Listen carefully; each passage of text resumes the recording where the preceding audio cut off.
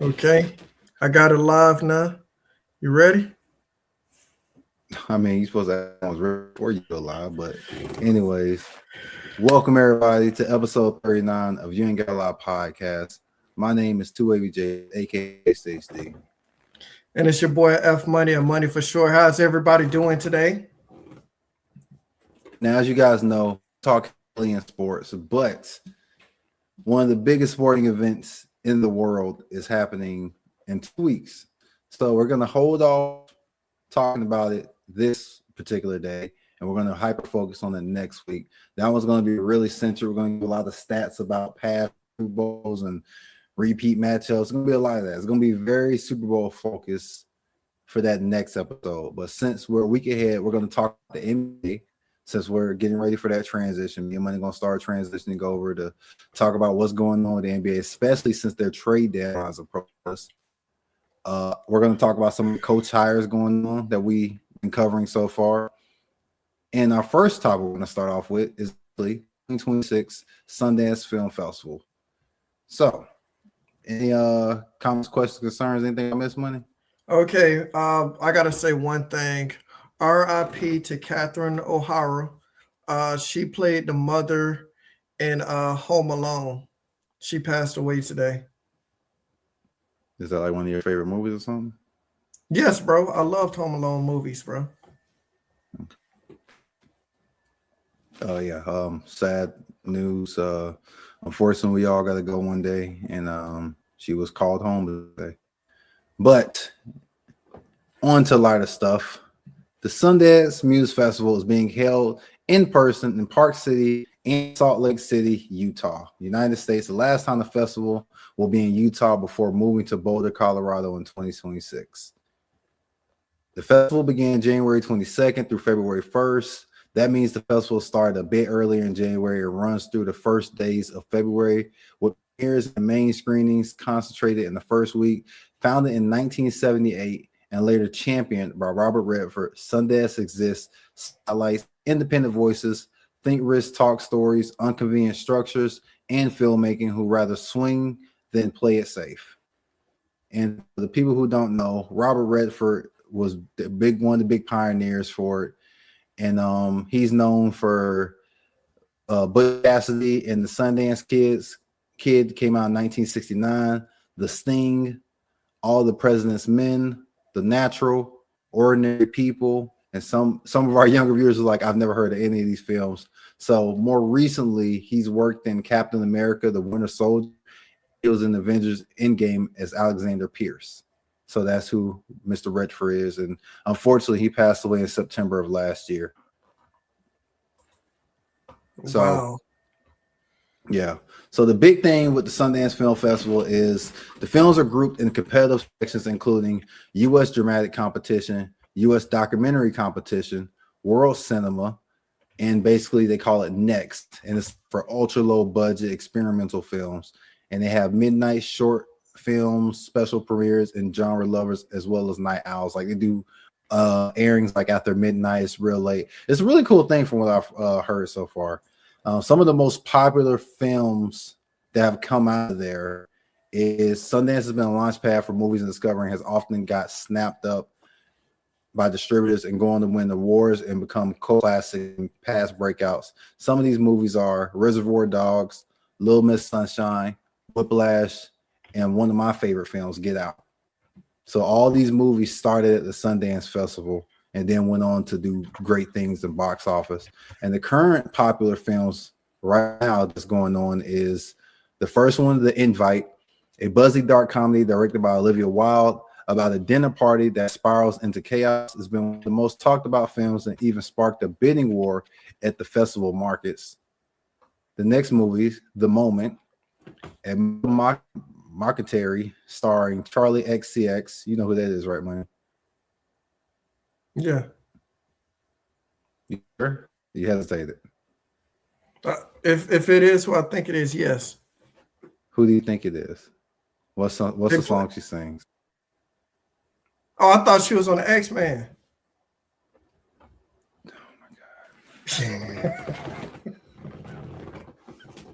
Time out. I know you fucking lying, Flint Barnes. Did you just say Charlie XDS? You thought I said Charles Xavier? No, I did not. There's no way that's the correlation you just created. No. There is no way that is the correlation you just created. No. You just threw my whole mindset off. No, I wasn't. Who from X-Men could it be, Money? I was thinking she could have been X-23. You know, Wolverine's daughter. Moving along. She's playing a pop star navigating fame in the music industry, and they're entertaining, wild, and lots of fun, and even open in theaters during the festival's run. And the last one, Josephine. This is a drama featuring Channing Tatum and Gemma Chan. It won the U.S. Grand Jury Prize, dramatic, and also scored high amongst critics for its powerful storytelling. And I mean, the Sundance Festival is such a big deal because careers have ignited overnight to a single screening and the rightful buzz. You know, like perfect example, Get Out, the lead actor in Get Out. I've never seen any of his work before. And after that, I saw him in a bunch of different things, you know, like, so it's really a jump pad for a lot of directors and film creators, as well as the actors involved. It's part film camp, part industry chess match. Filmmakers hustle between Q&As, coffee shops, critics, and they sprint the deadlines of buyer negotiating deals in parkas. So basically what's going on is in the process of showing the film, they're having bidding wars right there on site for like Warner Brother, or well, I know Warner Bros. Been bought, but you know what I mean, from big time production companies buying the films and then putting it out in the theater. So that's happening all on the premises of everything. And beyond the festival, this event was ran by Sundance Institute, a nonprofit that support artists year-round through labs, grants, and mentorship. The festival is just one of the loudest moments of a much bigger mission. That's interesting, bro. You know what's funny? I was actually talking with my neighbor about this. We're sitting outside, and I asked her, I was like, "Hey, you heard of the Sundance Film Festival?" She's like, "Yeah," and she was telling me all this information about it. And I was like, "Man, I didn't even know." To bring up the cost and everything, they actually do have a new streaming service called Sundance streaming service, and it's it's $6.99 per month.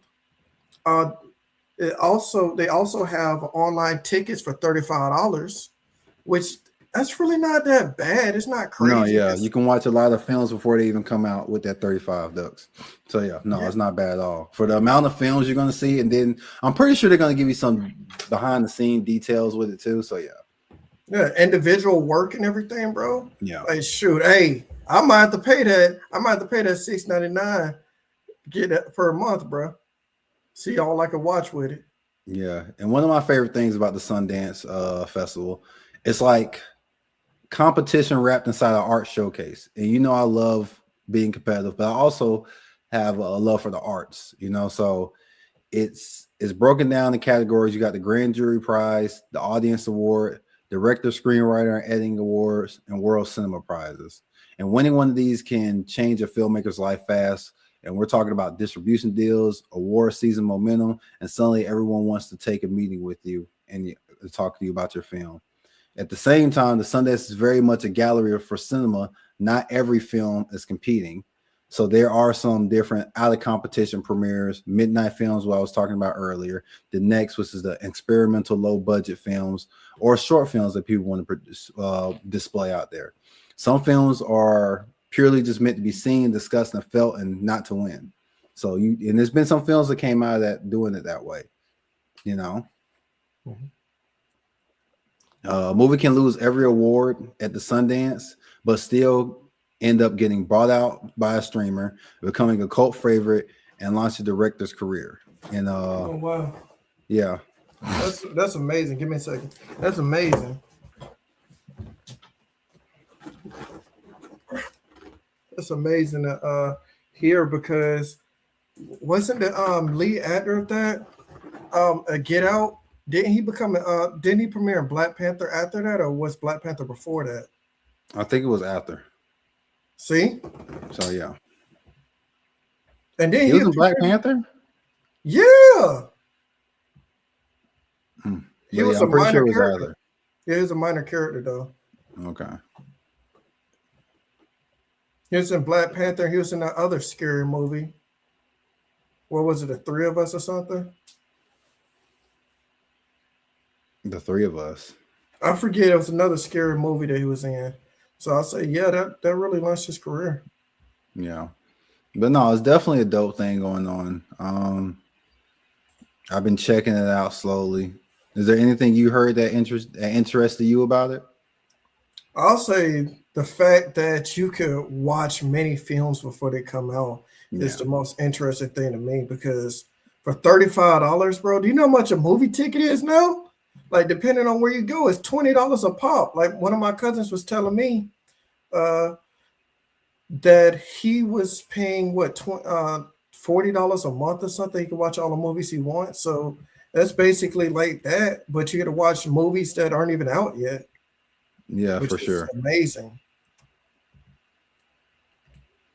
Give me 1 second. I'm trying to pull this list up. Are the new movies coming out on there? Or, 'cause I'll say that's a really cool thing. I'll say you're saving a lot of money because what if you see this hit movie? You're like, shoot, I ain't got to go see it in theaters because I got to see this hit early. That's the way I look at it. And then I look at it like this. I look at it like you could they have season passes for it too. Season pass you could pay about $4.99 to $800 for the whole for the unlimited access. No, and that's what I'm saying. It gives you so much, and it gives you so much with that dollar amount that is like opens the doors up. Yeah, it has uh, it has independent films, so it's also hosted by a nonprofit institute. So I think it's a lot of nice things they got going on there.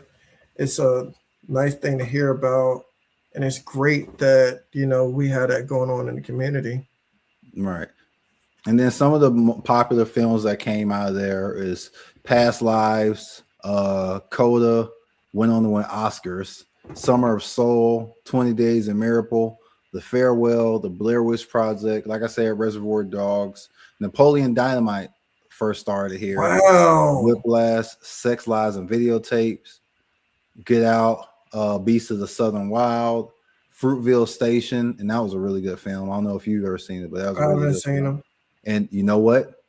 You know whose breakout film that was? You said you haven't seen it? Mm-mm. Okay, so guess whose breakout that was? Oh, Michael B. Jordan. no way. That was the film that launched his career. Because he started appearing in all them Creed films, bro, and everybody That loved movie, Creed. Fruitville Station, was the movie that launched his career. Then you got American Psycho, which is one of my favorite thrillers of all time. Swiss Army Man, The Usual Suspects. So there's been some great films that came from there. So the fact that they're going to obviously keep going, even though Mr. Redford's passed away, he was like one of the biggest supporter. It's so many actors knowing like, hey, I got my jump here. So to see that continue on, I think is dope. Yeah, I totally agree. And hey, we might have to check it out one of these years, man. Yeah, pull up to it. I think we go. I mean, that was one of our potential spots when we were trying to plan the guys trip before we realized all our friends are broke. And we were talking about potentially going to Utah. So yeah. So I mean, yeah, it'll be definitely dope to go one day. Anything else you want to mention about it? Hey, I'll say this: worst kind of worst. If we don't go, we get some ticket. We get tickets or stream it. Have a bunch of pizza and stuff like that. That'll be fun. Yeah, I agree. I agree. Right. So let me ask you this: are we gonna go NFL or NBA next? Okay, before we get into that, I just wanted to talk about NIL. I know we've been talking about NIL like crazy. I know, but I came up with this idea. Okay, so this is going to be my take of the year, by the way, and we just starting the year off. So did a little digging. Hold on. Power 5 schools have access to an NIL budget of roughly 20.5 million, right, money? Yeah, hold on. I got something for you. What the hell was that? That's new. Okay. All right, NIL. That's the next topic, y'all. Anyways, so I'm gonna try to go through this quickly because I know it wasn't a part of the rundown originally. So schools have a budget of 20.5 million for all sports, right? So you hear that and you probably wondering that doesn't make sense because guys like Bryce Underwood from Michigan is making an estimated 10 to 12 million. Well, the reason that it does make sense is the school has a budget, like I said, for all sports of 20.5 million. So if you're giving one kid on the football team 10 to 12 million, he's taking up half your budget, right? That's not how it works. Apparently, the schools give him a small percentage, and it's other boosters that pay the rest of it that equals up to the 10 million. So it's no salary cap, basically. Yeah, it's no salary cap. I mean, you have a budget, but it's like, yeah, it's no salary cap. So this is my take. So since most schools, the Power 5 schools get 20.5, right, for the whole school, and that's the loophole to it. So the cap is really 20. But if you're saying, well, hey, we only gave this kid 1.5 million, but if Tom Brady is one of the boosters that's putting the money in this pot for this kid to equal up to that 9 million, it's out of their hands, basically what they're saying. So if the P5 schools got a budget of 20.5, let's take USF. So USF will have a budget of 10 million. They're not a P5 school. They don't have a history of winning. So we'll say 10 million for all sports, right? Okay. What is stopping USF to save up their NIL budget for 2 years and then go on the shopping spree in the portal? Especially now they have Brian Hartline. You can buy yourself a natty. So let's say this year you just tank it like, hey, listen, unfortunately, either you're a walk-on or you don't want to be here. That's fine. You probably lose all your games, if not, win a couple. Save up 2-3 years. So now that 10 million goes to 30 million. So that next year, when you got those top freshmen coming out, those 5 stars and those kids hitting those portals, hey, listen, we got 6 million for you. What you want to talk about? What you want to do? You want a barbecue or mildew? What's stopping any of these universities from saving their money for a couple years and then going to a shopping spree and buying all the best players, essentially? That might be a good idea. But now, obviously, you'll get those occasions like, oh, I care about winning. But sadly, the truth is, there's not too many kids that care about winning and prestige anymore. So the players who care about money can get their money. And if we win, they can get a bonus. Yeah, that's a fact.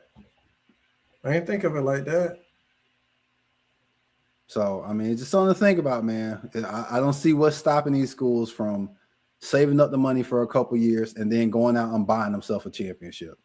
Especially so, you know how many universities have never even played in the national championship, like Indiana last year? Now, the thing is, a lot of people try to say, well, Indiana didn't have any of these top players in this and that. Yeah, but 60 of their players were from the portal from JMU. When the coach left, he brought them to JMU. They knew his system. They knew how he likes to run it. They're disciplined. He's already coached these kids up. So it's not that much of a difference. The only difference is the skill gap. But he believed in those players and told them, like, hey, y'all come with me. We're going to make this happen. So that is my hot take for the NIL. Wow. That's an interesting take, too. Oh, by the way, since we're talking about NIL, you heard about the new Miami quarterback. Duke let him out of his contract. They came up with a settlement, and their quarterback and top flight receiver are leaving and going to Miami. They're going to Miami. So Miami should be loaded. So it should be no reason they shouldn't be back in the Natty next year. But people are going to make excuses. But all right, let's talk about NFL first before we go to the NBA. Okay.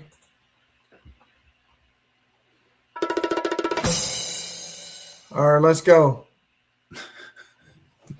Next topic, you fellas. Sam Darnold is going to be the first quarterback from that 2018 draft class to play in the Super Bowl. Do you remember the 2018 class who was in it? Josh Allen, Lamar, Josh Rosen and Baker. Josh Rosen. Yeah. So, what are your thoughts on that?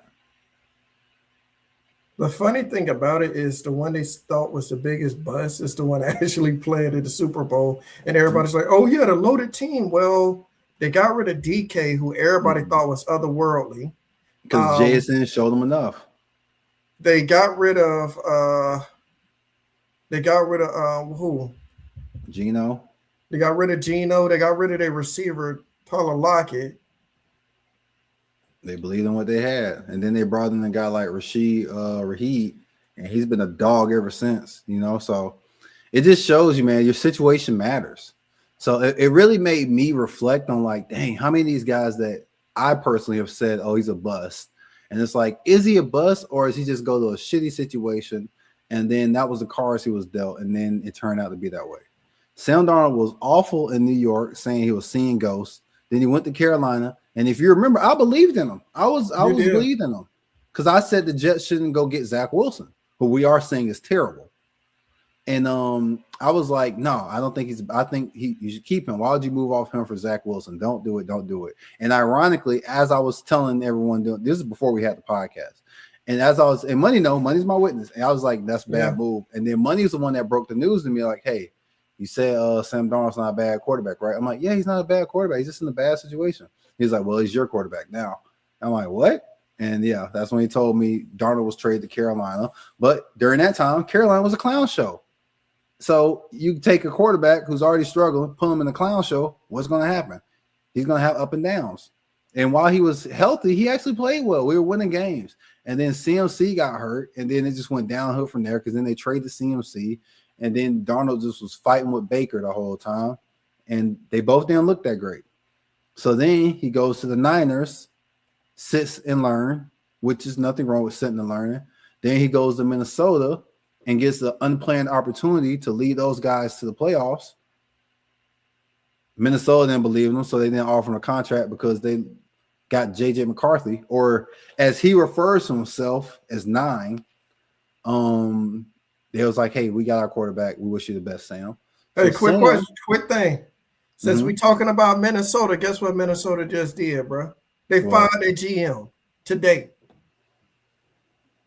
I mean, yeah, he hasn't. I don't want to say he hasn't drafted any talent, but outside of Justin Jefferson, what's one good player they brought in through the draft? Jordan Addison. That's the best one. He's okay. I don't think he's that great. I think he's a little. No, you asked who the best one after Justin Jefferson, Jordan Addison. So that shows everything we need to say. And he can't stop putting his hands on women, so that's a whole other conversation. So so the fact that Sam Darnold's doing this, man, shout out to him. You know, is one of the few people that believed in him. It's nice to see him having some success. And speaking of Geno, did you hear what happened, Money? About Chip Kelly and the Raiders? I didn't hear that, but Geno was one of the first quarterbacks for his team to go to the Super Bowl, letting them go. And the team that has him has the number 1 pick. Bad luck for him, bro. Well, apparently it's starting to come out. Chip Kelly was secretly sabotaging the Raiders. He didn't know his own playbook, Money. Geno didn't know the playbook? No, Chip Kelly didn't know his own playbook. Oh, shit. So it will be times where Chip Kelly is calling plays that don't exist. That's why when we watch the Raiders, the blocking schemes didn't make sense. That's why when you see Geno hucking it in the triple coverage, we're like, Geno, what are you doing? There's no reason for you to fall off a cliff like this from last year to this year. It's all making sense. Now, at the end of the day, Geno got to be better with his decision making. Just because it's not there doesn't mean you force the ball. So he still has to wear that. But I'm not putting all the blame on him no more. It makes you look at this whole situation completely different. It's like, what are we doing to the point the coach is saying, hey, Red rover 15 right, 16 strap on 3. And the quarterback's in the huddle like, what the fuck is that? So now you tell, hey man, listen, this is what we're gonna do. Run a post, you run a slant, and you stay in and block. That's crazy. That's insane. That's a clown show. Hey, he got on the #1 pick though. So now Gino mad because the coach got him escorted up out of there too. Yeah, because now everyone's looking at it and blaming Gino. So now Gino's gonna get blamed. And like I said, he has to wear some of it, but not all of it. Most of it's on Chip Kelly. This isn't the first time Chip Kelly don't convince people he's a good coach when he's not. We saw it in Philly.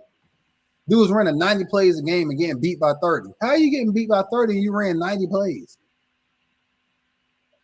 90 plays weren't efficient. That's why. Keon Coleman. Did we talk about the Keon Coleman situation? No, we haven't. Okay, so Keon Coleman was was the victim of a stray, as the owner was talking about, oh, Keon Coleman wasn't Bean's pick. And it's like, what do you mean? That's hilarious, bro. How is he not So the Bean's owner pick? saying, yeah, it was the coaches basically trying to justify why he fired Sean McDermott. And so it's like, okay, cool. And then the video came out of Bean being the main one. You see our guy ran a 4.57 40. And it was like, yeah, we saw that. He's like, means it's going to be easier to get him. He was just as excited as happy about drafting Keon. That's crazy. That's crazy. He tried to blame the coach as your coaching staff. And so it's like, he was just as excited. If he wasn't excited, he wouldn't even mention it. So I don't understand him being excited in the video just for the owner to try to come out and be like, that wasn't his pick. And then I think the cherry on top is Keon is still on the roster. You're trashing a kid who's still on your roster. And you made the OC your new coach. And you made the OC the head coach, like he doesn't share the same philosophy as the head coach. The Buffalo look like a clown show, man. They're looking like an absolute clown show. Hey, we need more of those in our division. Like, it doesn't make any sense, man. Why is the general manager not being held accountable? He's had 56 picks and only 2 Pro Bowlers. What? The NFL is a country club, but look at some of these kids that are getting jobs. What are their qualifications? What are their qualifications? Excuse me. What did Bean do to get promoted? Money, I'm gonna be honest, bro. You give me 56 opportunities, I bet I can hit on 2 of them. I bet I can hit on 2 of them. Me too. It's insane, bro. It is insane. Me too. You're gonna talk about the next topic regarding the NFL? You're gonna talk about the Pro Bowl, or you're gonna talk about Bill Belichick not making the Hall of Fame? Oh yeah, we can talk about it. I'm gonna say this because I'm a Dolphins fan, and I seen Bill Belichick. And for people who don't know, Bill Belichick has 8 rings. By the way, Bill Belichick has 8 rings. He has 2 as an assistant coach and 6 as the Patriots coach. And guess why they say he's not making a Hall of Fame? Because of the cheating allegations, right? I guarantee when it's Tom Brady's turn to make the Hall of Fame, I guarantee he'll be a first ballot. Yeah. What do you think? No, for sure. Brady will for sure be a first ballot Hall of Famer. I was under the impression since he's still coaching, that's why they didn't give him the nod. Because I know the NFL, you gotta be retired for like 5 years to get, your name mentioned for the Hall of Fame. So I was a little confused by that. I guess it's different with coaches because I know it hasn't been 5 years since he coached. But yeah, that was my only conclusion to it. I didn't think it was that big of a deal. Like, I get, we all think very highly of Belichick. And yes, even though he's not a first ballot Hall of Famer, which transparently he did deserve, my thing is, what difference does it make if he's a first or second ballot Hall of Famer? Like, does he get more money? Does he get access to new customizable players being first ballot? Like, I don't understand. It's a respect thing. Yeah, I mean, I didn't know it was for the cheating allegations, But I mean, it is what it is, man. You can't hold this measuring stick to one person who was a part of it, but not the other person who was a part of it. The person who was suspended for it, by the way. Yes, They yes. didn't suspend Belichick. They suspended Brady for it. And And then watch another Brady. thing too is Belichick threw his ass on the bus. So he's like, I don't know anything about the footballs. You got to talk to the quarterback. And Brady's sitting there like, really? You for real right now? Yeah, So, hey, hey, Brady better not be a first ballot Hall of Famer if they're going to use the cheating I allegation. mean, if that's the case, I agree with you. If that's what we're going to use, then Brady shouldn't be either. Even though we both know Brady's going to be a first ballot, but I agree with the sentiment. He should have been a first ballot Hall of Famer. But it is what it is. Did you want to talk about the conference championship games? Give me a second. I'm going to talk about the Pro Bowl, then we talk about the conference championship. The Pro Bowl has officially become a clown show. A clown show. That's a strong sentiment, sir. Well, you got a Dolphins left guard, Jonas Savannah, make the Pro Bowl. Jay, what was his rating? You say didn't you tell me he was the lowest rated guard in the NFL and he made the Pro Bowl? Out of 81 guards that qualified in the NFL, Jonah ranked 81. And he made the Pro Bowl. He made the Pro Bowl. Okay. By the way, this is the first time that the Pro Bowl is in the Super Bowl host city. So it's out there in Cali with the Super Bowl. And that's all I got to say about the Pro Bowl, unless you have anything else to say. Oh, by the way, Shador made the Pro Bowl too. Yeah. So, yeah. I don't know what they're using to get, like, I understand sometimes people say no, but like, what incentive do I have to do it? Because obviously you want the guys who didn't make the Super Bowl to come. So what incentive are you giving to, like, for example, let's say Josh Allen said no, right? I didn't look at who was on the list, but let's say Josh Allen said no. What incentive are you getting him to convince him to come? If he's healthy, because I understand sometimes guys are dealing with injuries and they want to rehab, totally get that. But if you're healthy and you're just like, I don't want to go. You got to get these guys some incentive to go. It used to be you get a free trip to Hawaii with your family. That's why I love the Pro Bowl. Huh? Or Florida. People love Florida. I mean, Florida ain't Hawaii. Florida ain't Hawaii, though. Yeah. So that used to be the incentive. You take your family on a free trip to Hawaii and playing a football game, semi kind of serious, mostly not serious. But I understood why they turned into what it is, because it got to the point where guys weren't even trying to tackle no more. It was bad. So I get why they tried to do the flag football thing, but it's got bad. So, yeah, I don't know. I do think they need to figure it out, because when we look back in 30 years and try to measure these guys and say who was better, when we look at people like Mac Jones and Shador Sanders at this stage of his career, and I've been a big Shador supporter. You can look at all our videos. I've been really big on supporting him. He's not a Pro Bowler this year. He was not good enough to be a Pro Bowler this year. And so when we look back on it and we see he has one less Pro Bowl than guys like Matt Stafford, who's about to win the MVP, what are we doing? So, I don't know. It used to There's a mean list of guys, Jay, that we would have picked over him. Yeah. It used to mean so, now it don't mean something. That's my only thing, is maybe guys are saying no. But I think if they're going to say no and you're coming, it's like you can go, you can partake and enjoy the festivals, but you do not get to have Pro Bowler on your resume.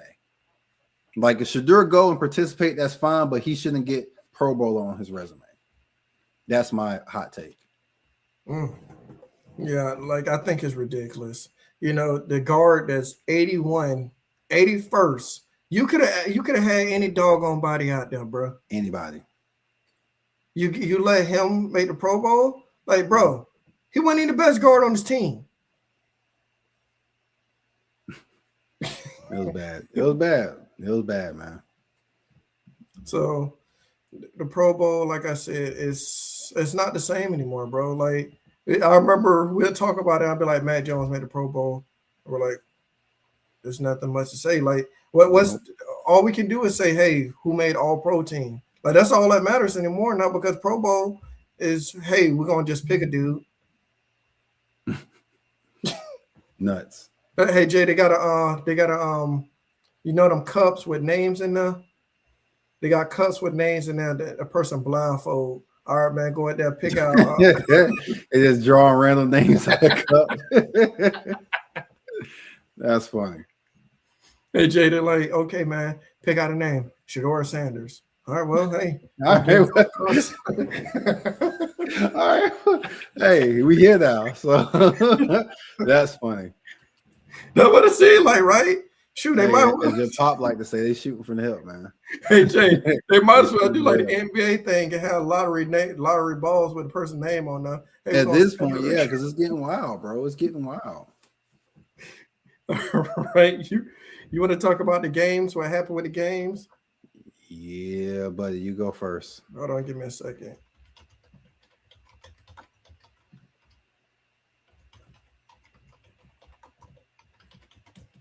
Okay.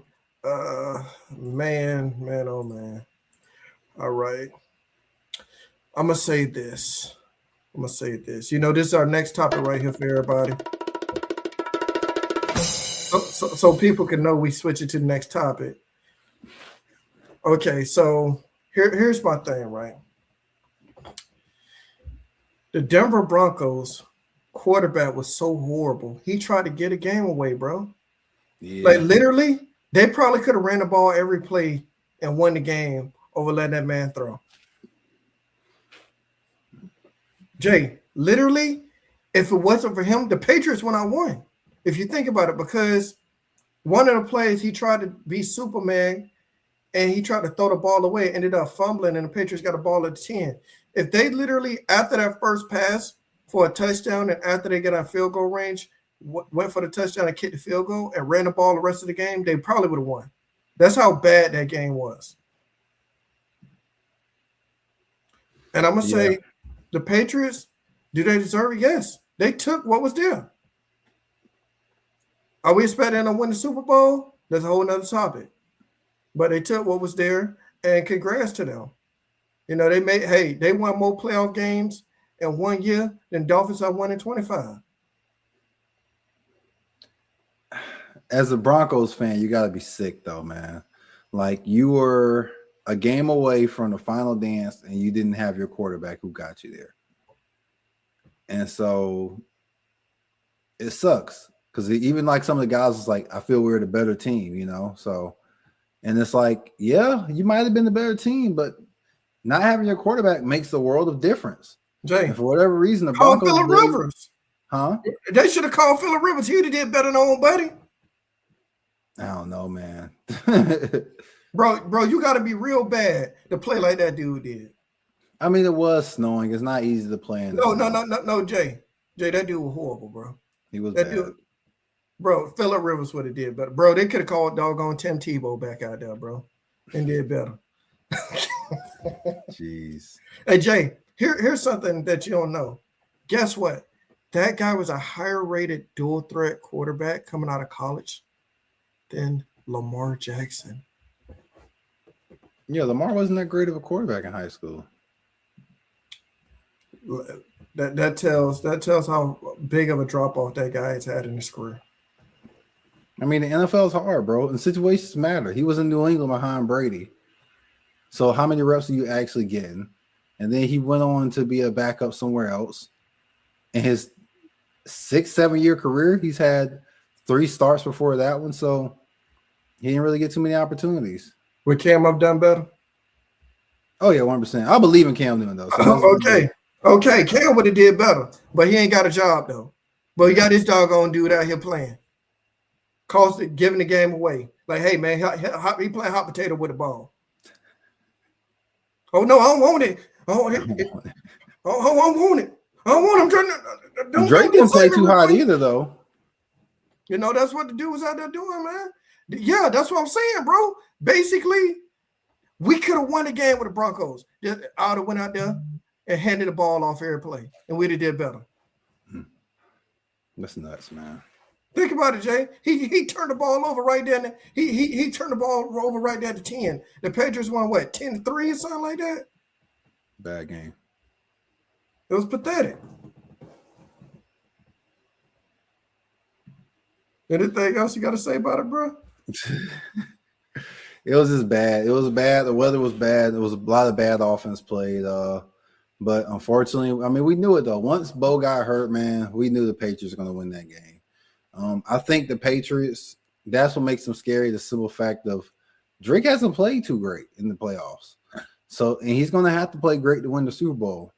The defense has been sensational since the playoffs took off. The defense has been average, but since we started the playoffs, that defense has been another level.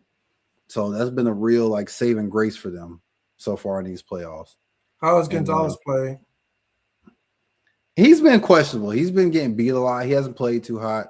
I think he's been, it's been games where it's like he'll have a good play and then you'll just see him getting beat over top. So in the playoffs, I think he's been very inconsistent. That ain't gonna go for Seattle, bro. You got JSN playing on another level. He hasn't been too hot in the playoffs. JSN? Yeah. As far as statistically, he hasn't had the same crazy numbers he had during the regular season. Bro, did you not see last week? Yeah, last week that was like his first game in the playoffs that he went off like that. The other games he's been normal. And speaking of the other game, the Seattle Seahawks defeated the Los Angeles Rams 31-27. Matthew Stafford played exceptionally well, 22 of 35 for 374 yards and 3 touchdowns. They actually couldn't run the ball that well this game, which is why I think they kind of lost, because the Rams want to establish the run game. No matter how much dynamic receivers they have, they want to establish their run. Blake Corum had 9 for 55, which isn't bad, 60 yards a carry. But their star guy, Kyron Williams, had 10 for 38. Puka Nacua is just a god amongst boys. He had 9 for 165 and a touchdown. Devontae Adams didn't have a Devontae-esque game that we expected him to have. He had 4 for 89 and a touchdown. On Seattle's side of the ball, and I always thought if the Seahawks won this game, it would be because Stafford had a bad game and Darnold outplayed him. And that wasn't the case. Darnold was matching them throw for throw. He was 25 of 36 for 346 yards and 3 touchdowns. Kenneth Walker had 19 carries for 62 yards and the touchdown. Darnold also had 9 rushing yards. And like Money just said, JSN, Jackson Smith, and Jigba, 10 catches, 153 yards and a touchdown.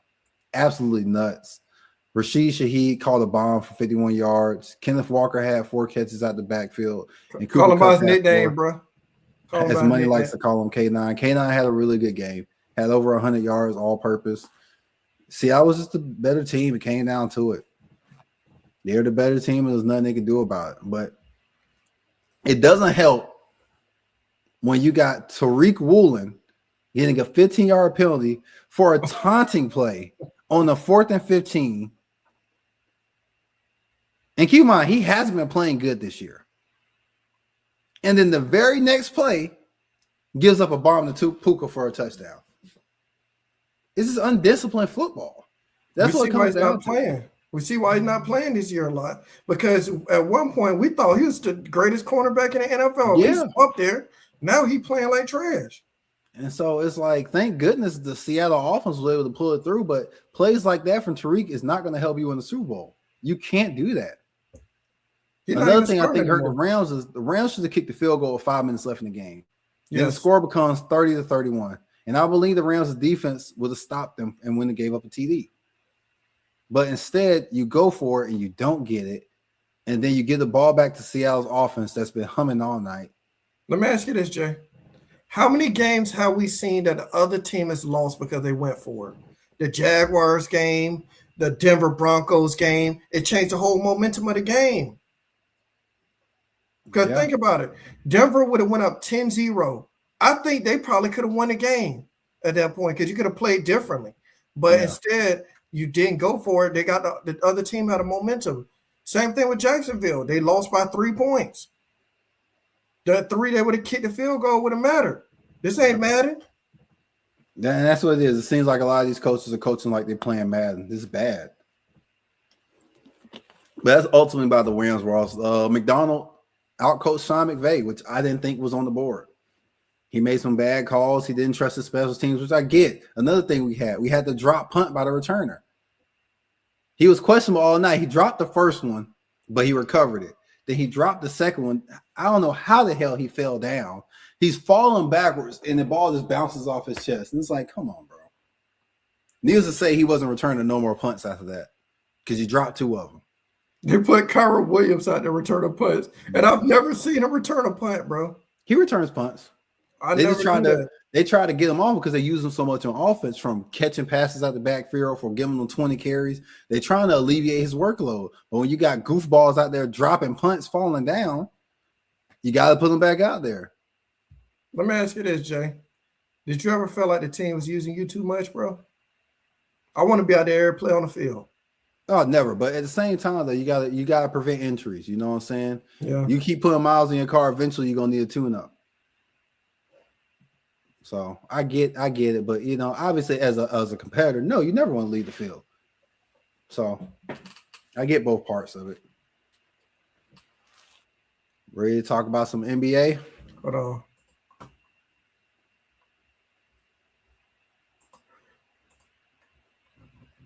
All right, we go moving on to our next topic, everybody.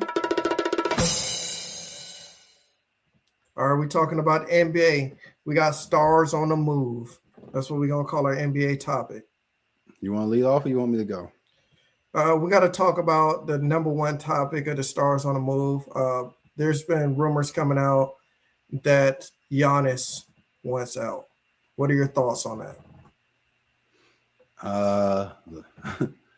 League insider Shams reports that NBA's conversation about Giannis being available in the trade is serious. Milwaukee Bucks are listening to offers, a makeshift from earlier in the season where they publicly denied it, but now it's looking like the things are true. Now, it doesn't necessarily mean Giannis demanded the trade. He hasn't done that yet officially, but multiple sources are saying he's open to a fresh start elsewhere, and Milwaukee is at least exploring the deal's possibility. I have a list of teams and potential packages they can offer. The ones I like, I made a package for. The ones I didn't think was realistic, I didn't make a package for. Did you do the Heat one? Yeah. Okay, well, I'll talk about the Heat. You say the Heat one first, and then I'll tell you my thoughts on it. Okay, so the Miami Heat is one of the landing spots. They're floating some scenarios, especially if they can move the proper assets and shape a viable return for Milwaukee. Currently, I have Hero plus 2 first-round picks, a possible third team involved to help make the math work. And that'll help balance out the salaries. And then they'll also allow the Bucks to get proper compensation back. Because they had Hero, Khalil Ware. They had other one. They had the point guard, possibly the young point guard we drafted. And possibly the small forward, the young small forward. And then there was possibly 13. Ramirez, or how you say his name is. Yeah, that's what I'm talking about. Yeah. And then there was a possibility that the Heat swing Andrew. I seen a 3-team trade with the Warriors where the Heat swung Andrew Wiggins, and then they got Kuminga also on the Bucks. That'd be a nice little reset for him. So I was like, they asked Bucks fans what package they would prefer, and they said they would prefer the Heat package because they're like they felt like the Knicks didn't have anything. The Warriors, they're like all those picks, it's hit or miss because everybody loved the Khalil Ware and his potential because he was balling out. I just don't know why Eric Spoelstra don't play him like that. Yeah, I mean, you don't really know what's going through these coaches' minds. So on my list, I have Golden State seen as the most aggressive and position suitor because they have multiple first-round picks. Like Money said, you don't know what they'll become, but they do have multiple first-round picks. And theoretically, the more darts you throw, the better chance you have to hit the bullseye. One of the better offers I've able to come up with was Giannis for Jimmy Butler for the salaries to match, Jonathan Kuminga, Brandon Porzingis, Moses Malone, and obviously multiple firsts and some pick swaps have to be thrown in there. What do you think of that one? You're trading an injured player. Yeah. I mean, yeah, you got to for the salaries. Second of all, And then the market can just waive them. hey Jay, second of all, right? You're just hoping that the Warriors are pure garbage after Steph retire. You hope Steph is retiring soon because if not, them picks gonna be bad. I don't think they're all Golden State. I think they got a couple picks from other teams. Okay, because I was like, if you're waiting, you got to wait for Steph Curry to retire for if the Warriors are giving up their own picks at that point. The next team on the list is the Knicks. A franchise has been linked repeatedly. Recent package of projections suggest creative and multiple assets offer to keep this afloat. I personally didn't like this, but this is the best I could come up with. Giannis for Karl Anthony, the salaries. Josh Hart, 3 unprotected first-round picks and 2 pick swaps. And potentially a third team to help absorb extra salaries or flip Hart for another pick. I think that's horrible. Like you're basically resetting your franchise. So Correct. why would you want Karl Anthony Towns? And let's just call it what it is, Jay. If you're going to get all those picks from the Knicks, the Knicks are going to be good. Second of all, you're hoping that you hit on one of those picks when the picks could probably be in the 20s. Correct. How many players do we know that are superstars in the 20s? Unless you're trading those picks and hoping the NBA is like, hey, it got their hand out like, hey, we trade them to New York. Y'all give us #1 pick like y'all did the Mavericks. That's what they're hoping for. That's the only thing you can do. Yeah, sadly. I mean, like I said, same with the Knicks. I don't think all these picks are theirs. I didn't write down which pick is from the team. I just know what they had. So, like I said, this is my least favorite one I came up with. Next is Minnesota, but realistically, there's no trade package that will work for Minnesota. Theoretically, seeing Ant-Man and Giannis together would be fun. So I guess you would have to move off Julius Randle. I don't think you want to see Rudy Gobert and Giannis on the same court together. So I'd rather see Giannis and Julius Randle personally. What's up? I've been thinking about this. Do the Bucks even have a first-round picks for the next few years? Because remember, they made that trade for Damian Lillard. For Lillard. I don't think so, actually. I think they're in a bad spot because of that. Wow. So the Trailblazers are winning with this whole situation. Yep, and they got them back. So I didn't care for Minnesota. Brooklyn is the big one because big market. They're in a rebuild. They got 17 point guards. 2 of the 17 are pretty good. You could potentially move around them with a bunch of draft picks because they have a ton of picks. So as we've seen them draft 5 guards last year, still crazy. But yeah, so I don't like Brooklyn because it's no help for Giannis there. And then last was Philly. As rumor circling, Philly has popped up the complications and have made the route less likely unless you have to move a major package like Joel Embiid or Paul George because of salaries. You wouldn't want to give up Embiid. You would want Embiid to play with Giannis. That would be a heavy front court. Paul George has been a shell of himself the past 2 seasons, so who really wants him with that ridiculous contract? So, yeah, so that's the only realistic ones are Miami, the Knicks, but like I said, I didn't like that package, and the Warriors. You know what? Somebody said Houston, but I don't see Houston giving up the assets. They're like, well, they already gave up Jalen Green. Yeah, they're like KD's older, so you go get Giannis. But I'm like, I don't see them making that move. I agree with you on that one.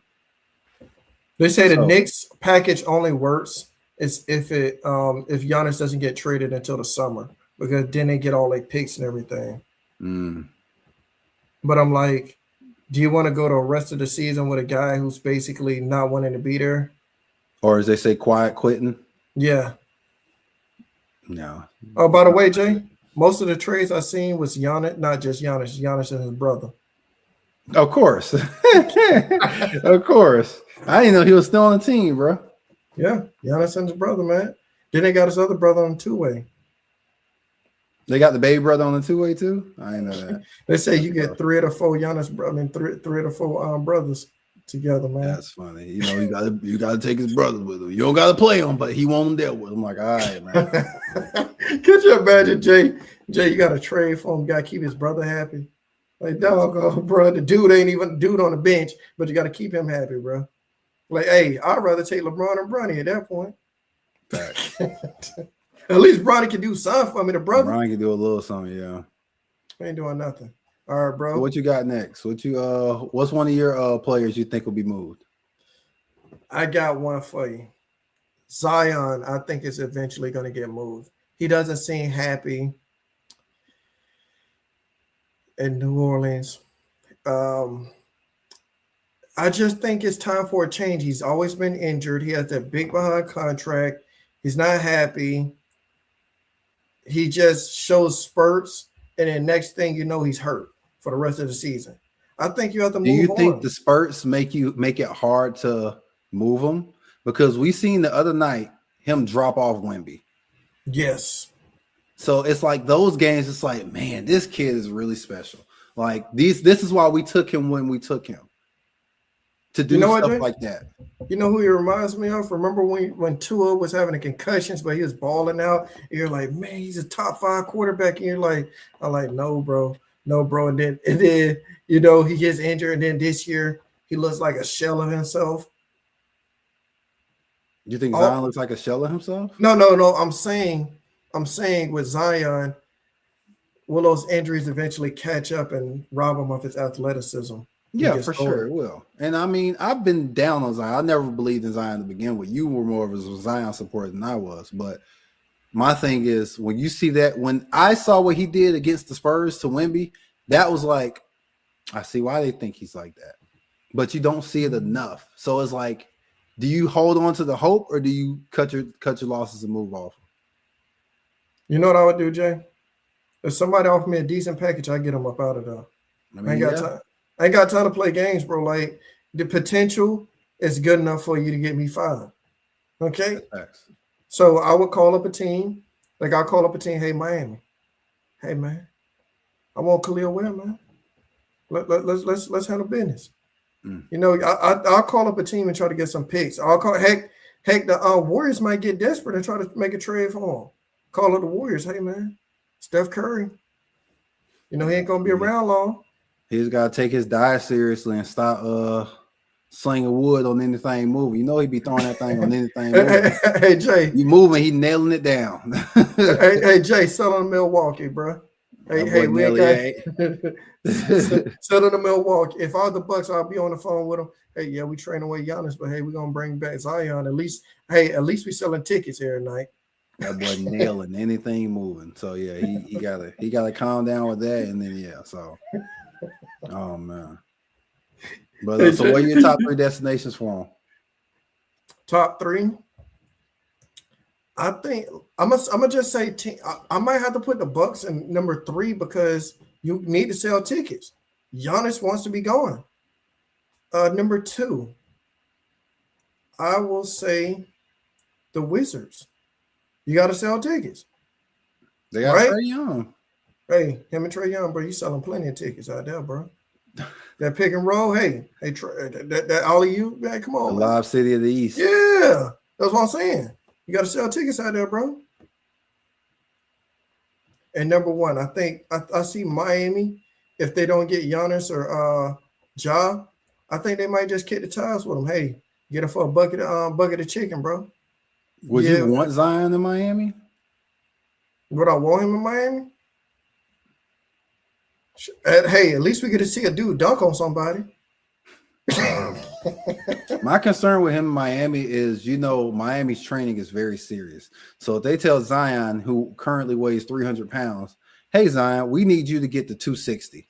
Is Zion going to take it seriously and get to 260? Or is he going to be like, man, y'all being ridiculous. I can't get to 260. I think if Zion got to Miami, he took it seriously, that would be one of the best moves in his career because they would have him in basketball shape and he would probably be healthier. But then you got all the women in Miami, man. You think You think it's bad in New Orleans, man? That the women in Miami broke doggone. He nailing anything moving. He nailing down anything moving. You hear me? Hey, on the court, Miami's a great destination. On the court, now. Yeah. So my guy that I got on my list is Jonathan Kuminga. We've all known Kuminga has been unhappy for a couple years now. And it's mainly because of his role with Golden State, inconsistent minutes. One night he'll play 28 minutes, the next night he'll get a DNP. And it's hard to like that. He has a short leash with Steve Kerr, who he misses a shot or he does something, he's yanked, and the veterans get grace when he doesn't. His offensive role is shrink. I remember one time he didn't run the play. They were running a play on Golden State. He got the ball in the wing, pump fake, drove, and dunked it. Kerr took him out. And he's like, run the play. So I understand how frustrating that get. And then obviously his body language and comments in the interview is just bad. He needs a new home. He needed a new home like yesterday. I think some of the top destinations for him is Miami Heat. I think that'll give him an opportunity to get with someone that, disciplined, where he'll get an opportunity to play and then, do his best thing. Because I think Kuminga's a good player. I just think he's been held back by Golden State, which is kind of crazy to say because I think Kerr's a good coach. You know what's crazy, Jay? I feel like Khalil Ware is going through what Kuminga's going through sometimes because Khalil Ware, I think, has the potential to be the best player on that Miami Heat team, even better than Bam. But he's not getting the minutes. Like they asked him, they're like, well, he's coming back from a hamstring. And I'm like, I think he has more potential. He should be the number 2 scorer behind Bam because Tyler Hero can't stay healthy. You got Powell, who's a baller, but he don't play no defense. Yeah. You need to look towards the future of the team.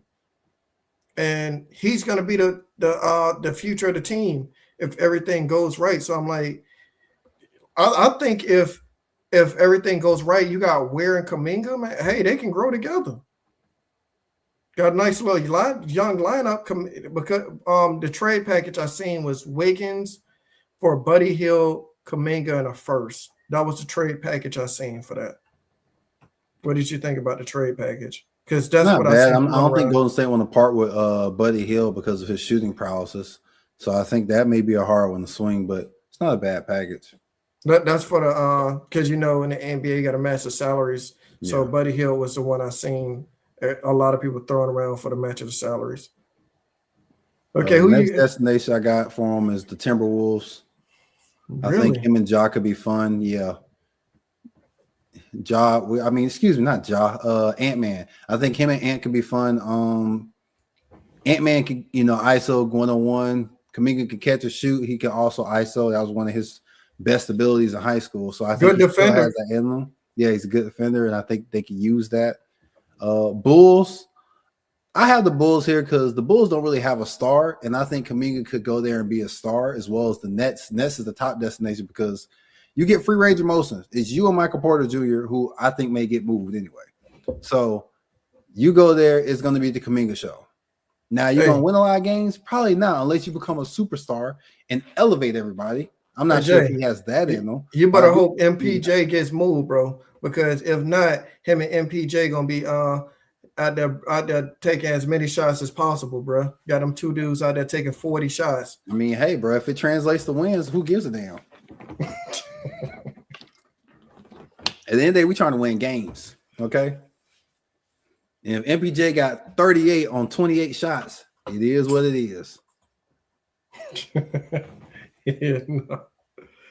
Them dudes there. Who's next on your list?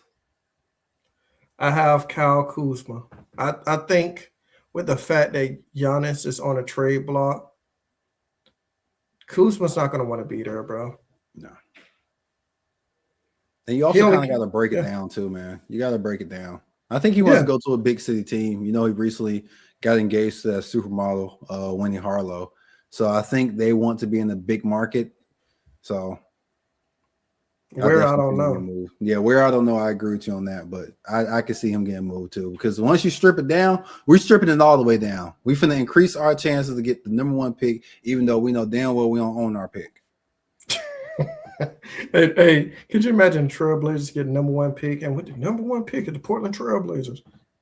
Like, oh yeah. Yeah. Dame out there shaking the head like, yeah, we got them suckers.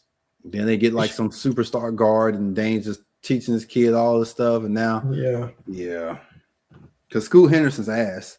So we've already moved past that. Where can we see him? I have no idea, bro. Like, I don't know where he could go. That's a big market that will want him like that. Maybe he goes home, comes off the bench. LA?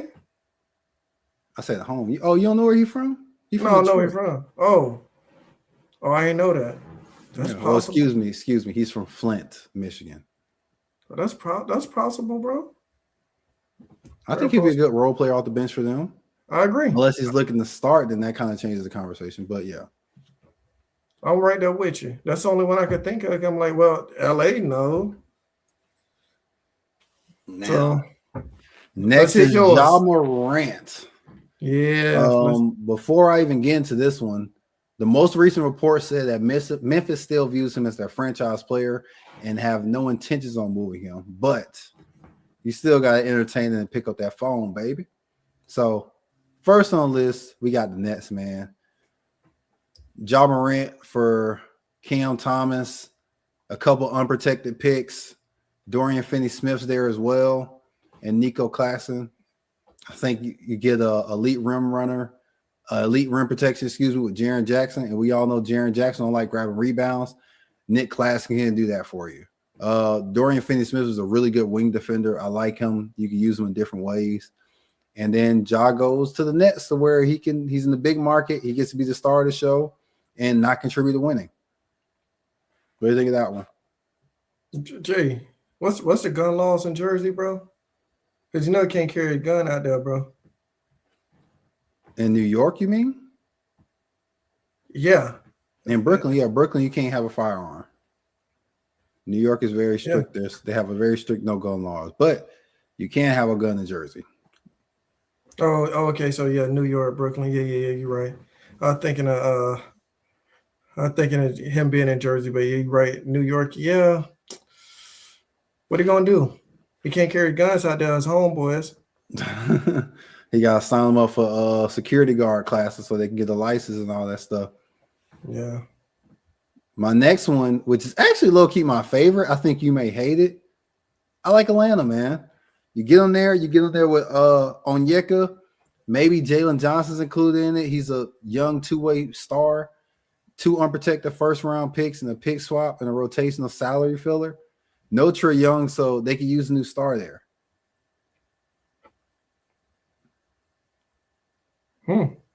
That's possible. He can live life out there in ATL, man. Yeah, ATL is a fun city. They need, like I said, they need a new star. I think Ja Morant will definitely put butts in seats, and they got a good team still. Even if they give up Jalen, they still got the French kid they brought in, and then the rest of the team looks good. So yeah, just don't send Zion out there, bro.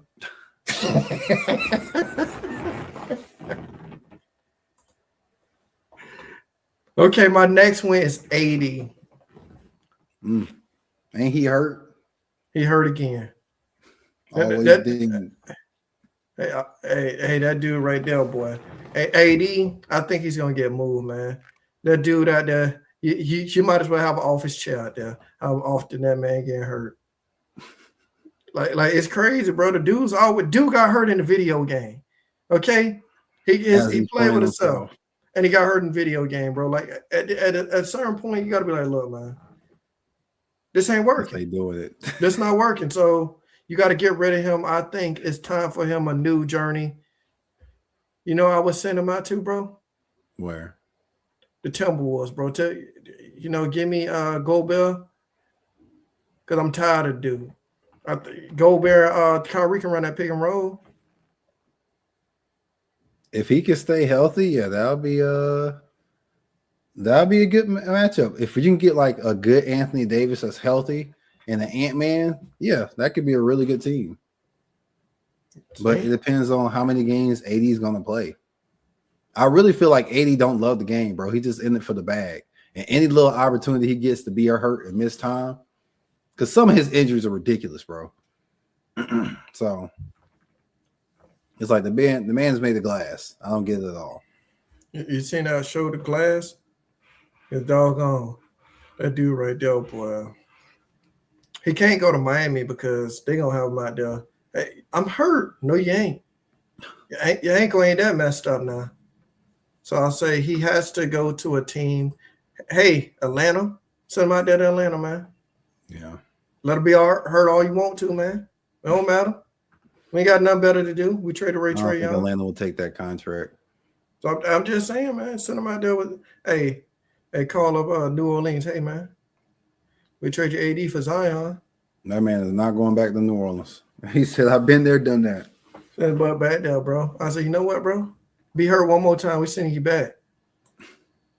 I guarantee you wouldn't be hurt anytime soon. And the last guy on my list is De'Aaron Fox. Point blank period. One of these guards have to go. Stephon Castle won Rookie of the Year. Dylan Harper's playing really good as a rookie. And then you got Fox, who's playing okay. So it's like somebody has to go. So who are we going to get rid of? The two young pieces or the older player on the big contract? But it goes back to, it makes the original trade pointless. You traded for Fox, gave him a big contract just to move off him. It just doesn't make sense. The team doesn't really work. Somebody has to go. Now, obviously, you get more value if you try to move a Castle or a Dylan Harper, but you got a young nucleus. You don't want to get rid of young nucleus. You get rid of the older guy. Like, hey, man. Eventually, you got to pay these people, bro. You're going to have 3 kids on the max? Here's what you do. You call up a sucker team, be like, hey, man, we give you Fox for a discount. Oh, what you want? A little bit in a first-round pick. Hold on, what? A little bit in the first-round pick? A little bit. What are you talking about? Yeah, hey, I'm saying a bag of chips, bro. Oh, my goodness. Yeah, some hey, if I was the Bucks, bro, our real deal would say, hey, Giannis, if we get you a point guard, would you stay? I'll call up the Spurs, try to get I'll try to get Fox from the Spurs, man. Maybe he'll stay. And that's one of the destinations I have for him. I like him in Milwaukee with the potential vacancy that Giannis is going to leave. Obviously, Fox isn't Giannis, nor will he be, but that gives you a good star player that you can try to build around for the future. I like him in Miami too. I know y'all point guards been doing well, but Fox is a proven veteran and leader. I think he can really help some of those young guys and give Bam some help in being a veteran and leading that team. Because sometimes I feel like Bam is struggling to fill that leadership role. Yeah. So I think that would give him some backup in that. The dude Bam trying to be about a business, man. He over there, you know, he ain't worried about the rest of the team. He got his girl over there on the sideline. He ain't worried about none of that. You heard about Bam trying to talk Giannis. Him and Giannis share the same agent. He trying to talk Giannis into coming to Miami. That's why Miami keep coming up. I mean, like I said, it'll be interesting. I just don't see how you hold on to Bam for Giannis. You play Bam at center and play Giannis at the power forward. You tell the point guard, hey, man. I'm saying in Milwaukee, if you're calling Milwaukee and you're like, hey, Milwaukee, we want Giannis, and they say they want Bam. I don't know how you convince them to say, hey, we keep Bam and we'll give you Ware. Because like you said, Ware hasn't been playing a whole lot. So has he put enough good film out there for teams to be like, oh, he got potential? Here's the thing, Jay. Here's the thing, right? When you're Milwaukee, right, and you're trying to trade away a Giannis, right, I think no other stars right off the top where superstars are going to want to go there. And remember, Bam and Giannis share the same agent. So I don't think it's any way possible that happens. I think with Milwaukee, you're trying to start new. You're trying to start new at this point. You want young assets and try to tank and get the next superstar. You got Khalil Ware, who's I think has a lot of potential. You got Tyler Hero. He's from Milwaukee. A lot of people don't know that, but Tyler Hero's from Milwaukee. He ain't no hero because he ain't saving nobody. You know, but Tyler Hero. How mad would you be he get traded, right? Let's say he's a part of that trade for Giannis, and then Milwaukee goes on this year to win the championship. And it's because Tyler Hero balling. He averaged 28, 5, and 5. How sick would you be? He I don't won't miss be no more sick. games from injury money. He go on to play the rest of the year and then carry the Milwaukee to a Game 7 win Finals MVP, averaging 28, 5, and 5. I wouldn't be mad, man. Just luck of the draw. Look at the draw. Luck of the draw, man. I burn his jersey that my brother's got. I burn his jersey out real quick. But hey, luck of the draw, bro. Hell no. They're gonna be like, hey Flint, where's the Tyler Hero jersey? Oh, it's burnt. It's outside in the backyard on the grass. What? They go outside, you see a little burn mark with a 3 left behind. Like, what is this? So yeah, I think, I wouldn't be mad if it happened. Hey, NBA ready. NBA ready, bro. It's crazy. NBA ready, bro. Cause that dude Hero ain't no hero, bro. That's all I got, man. You got anything left, man? Nah, that's all I got too. Well, all right, you guys. Anyone who came in and kicked with us, thank you so much. If you made it this far in the live, like me and Money said, we're going to try to go live every Friday at 5:30. If you're new here, please like, please share, subscribe, leave a comment of any future topics you want us to talk about. What am I forgetting? I feel like I'm forgetting something. No, you good. All right, thank you so much. I'm Jace HD, aka Two Wavy.